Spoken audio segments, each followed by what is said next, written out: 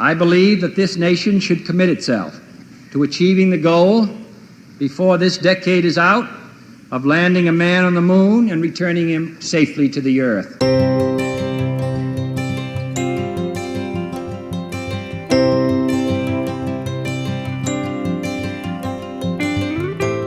Okay, welcome to this week's episode of Luv Sub. And what are we doing this week? We are going to be doing another deep dive into a very unique Airstream. Yeah, when we were looking at the other one, we kind of had seen that one before. You check out our nuked Airstream up here. Yeah. But this one, I don't think a lot of people have heard of. I never saw it before in any of the books, and I kind of stumbled across it when I was looking for something else. And so I had to keep this one in my back pocket for quite a while. Stay tuned to the end of this video, though, because we'll have an update on the Subs fix out at Jackson Center with its frame crack. So we'll give you an update at the end. Yep. So before I introduce what Airstream this is, I want to give a quote that I always thought was very apt. And this was a quote from Amanda Halley. She was a professor of fashion and cultural history. Yep. And her quote was, "Fashion is not an island, but a response." And I think that is very apt in a lot of cases. And I also think that as far as industry responses go to things that happen in the world, that is also correct. Right, and the other thing that we thought about with regards to this Airstream was our shorts that we did, which you can also check out up here, with the Pottery Barn, because you kind of think the Pottery Barn kind of fits that Amanda Halley quote, doesn't it? I always thought that the Pottery Barn was a response to the pandemic, and there was a big trend during the pandemic of cottagecore fashion, and I thought that if Airstreams was a cottagecore fashion, the Pottery Barn would be the perfect example. Yeah, coziness, small homes, stuff like that. You know, you just felt like really comfortable and perfectly safe. All right, so what is this Airstream that we've never even heard of? This Airstream is the 1961 Spaceliner 22-foot model. Yeah, I mean, Airstream has been pulling some of the names from times past, most recently the Tradewind, the Caravel. These are all names that they've pulled from the past. Yes, but they've never pulled this one. I've never heard of it. And we're going to talk a little bit about what we would do if we were to come up with a little towards the end. Different model Airstream. So what is unique about this trailer? This trailer came out in 1961 as a response to the whole new innovative space program. Yeah, space back in, I wasn't around in 61, but, as we do our research, I mean, space was everywhere in 61. Yes. You had Yuri Gagarin, the first man to go into space. You had Alan Shepard, the first American to go into space. They even shot a monkey up into space to practice the orbiting and stuff. Yes, it wasn't the monkey that we visited the monkey's grave. Yes. At Huntsville, Alabama. You can check out that video up here. It wasn't the same monkey, but it was a different monkey. I think that was Monkey Baker, I think it was. Yeah, this one was a different one. But space was everywhere, right? And so, like Cindy's quote says, there became a response in many industries. I thought there was a lot of response in the car industry. Yes. With all the little space nuances. There was responses in the fashion industry. Home appliances and shapes and things that you were finding in the market. So I think this was Airstream's response to the space industry. This was a very limited edition model. It was made only in 1961, though I think there might have been a few that were actually made in 1960, but it was a mixed response. I could not tell exactly how many were made, but it was around 87 to maybe 100, somewhere in that range. Yeah, so when you think about the Pottery Barn being made for years and years, 5 years. 5 years. The other interesting point is that, some of you may not know, is that Airstreams were made in California up until 1978. So from 1952 to 1978, they were building them both in Jackson Center and in California. Yes. And so what was interesting is this was based on a Safari model that was 22 feet. And they had a version that was made in Ohio, and they had the Spaceliner version that was the exact same version made in California, but with a little bit different interior and exterior applications. And so what were some of those features? Different window placements, and the interior had different features in that some of the equipment was reversed. So perhaps the shower was on one side and the other side different depending on where it was made. Okay. Yep. So how about the interior? So the interior it's a self-contained interior. It had a toilet, shower, sink combination. Yeah, you can kind of see the layout here. Yep. It had a double sink. It had butane stove, refrigerator, heating, all of that, and it could sleep 4 to 6 people, I believe. Yep. So it was considered very, very luxurious for the time, but it was also considered an affordable family model as well. Yeah, it sold for $3,795, which in today's money is about $40,319. So you can kind of see how that kind of works with trying to buy a 22-foot Caravel today would be A little bit more expensive. probably double that.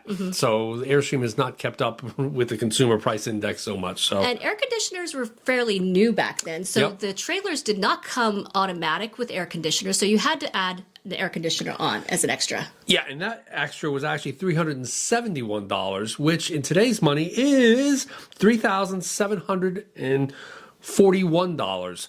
That's an example of when technology back then was so new, like air conditioners and stuff like that, that they were super expensive.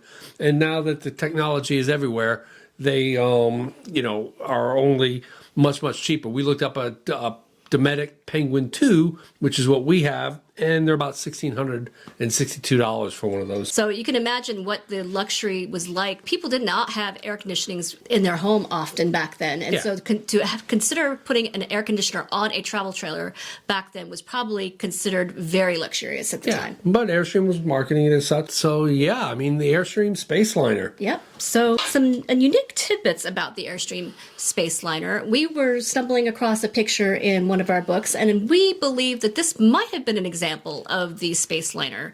Yep. In this picture at White Sands, New Mexico in 1963 with JFK. Yeah, it would make sense that it's, if it's in White Sands, New Mexico, it would be a California trailer. It's a 22-footer. It doesn't have the double windows that the Safari does. Yep.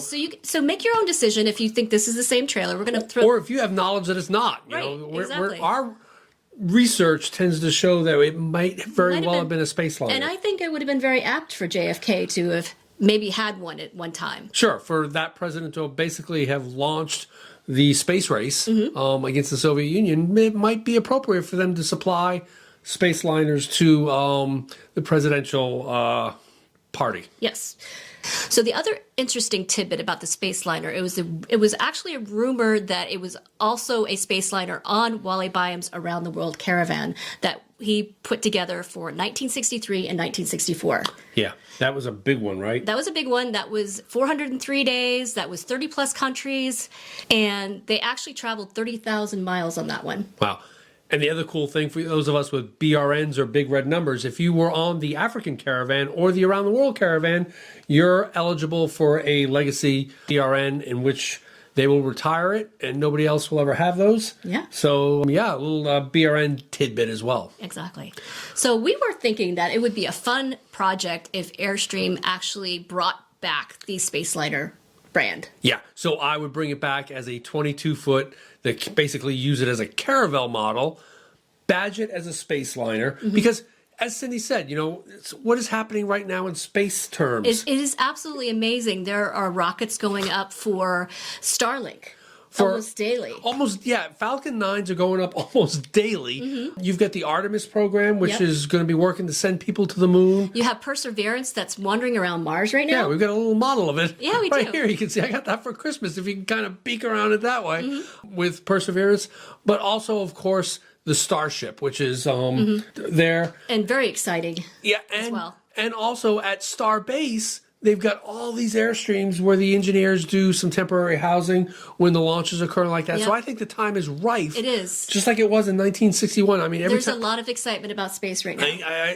you cannot be excited. You're not human if you cannot be excited watching that 200-foot booster come down and get caught by the chopsticks. And so there's a lot of excitement. So I think the time is right to launch a Spaceliner version. Right. And so you suggested maybe a Spaceliner Artemis style. Yeah, you could have two color schemes. You could have the Artemis style, which would be that rust orange that you have in the trade wind. And maybe white. And white. And then you have the Starship style, which would be like a darker charcoal black. Maybe some blue. Some blues and stuff like that. But you could take it and you could make it like spacey. You could put in the Caravel, now the same flooring that you sometimes get in the base camps, that rubberized flooring with the little bumps in it and stuff like that. So we saw an interesting model at the Hershey RV show that was designed by a former NASA engineer.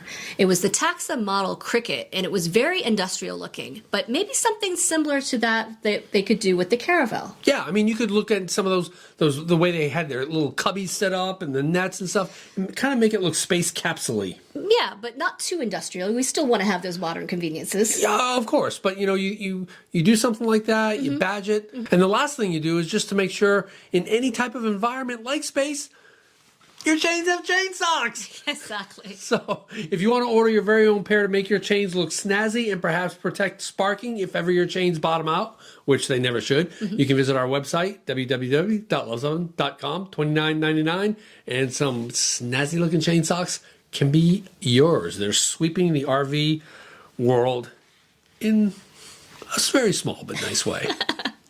All right.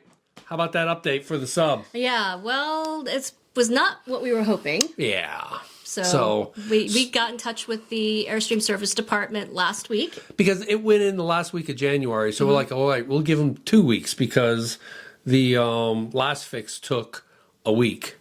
And so we're like, all right, after 2 weeks, I'll sing them a little bit later. And they're saying it's going to be another 4 to 5 weeks in the bay. Yes. So I have no idea. They have no idea what they're doing for 5 to 6 weeks. But they did say that they had to actually undo the fix that they did. Yep. 10 years ago? Yep. So they had to undo that. They said they said they were covering all kinds of stuff that I didn't fully understand. Yes. But yeah, it's another 5 weeks or so until we're gonna get thank more you for information. continuing with us through our sabbatical. Yeah, watching Spaceliner videos and stuff like that. Yep, we're trying to keep things interesting for an RV channel that does not have an RV. So if you like this video, Give us a big thumbs up. and if you think we've earned a subscription, click to subscribe. And comment below if you've ever heard of the Spaceliner, because it was a complete surprise to us. Because we come out with Airstream and RV related videos just like this one every Tuesday. Thanks for watching.